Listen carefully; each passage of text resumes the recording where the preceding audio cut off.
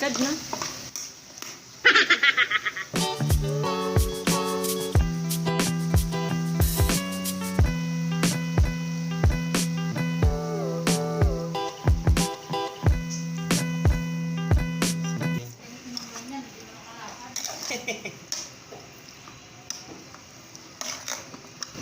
Adobo ala Chris. Ang pangit ng baboy mo.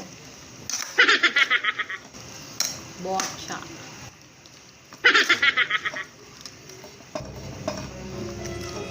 Alam mo naman, no? Kunot-kunot yung katawan. Siyempre, na-prito ng maayos.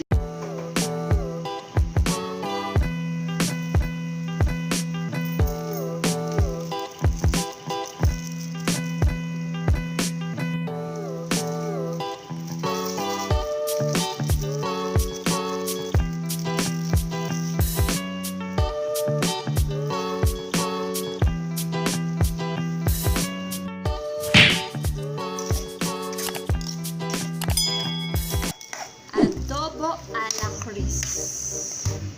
Botchang adobo.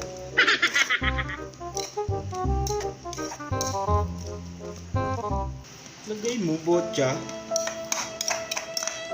Ito mukhang botcha.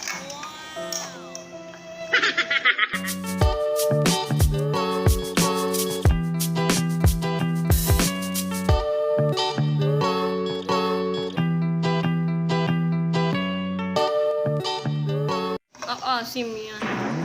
Mahina ang apoy. Mahina ka pinaalam. Bakit kailangan mahina ang apoy? Pag naglagay ng suka, mahina ang apoy. Para hindi tumigas yung baboy.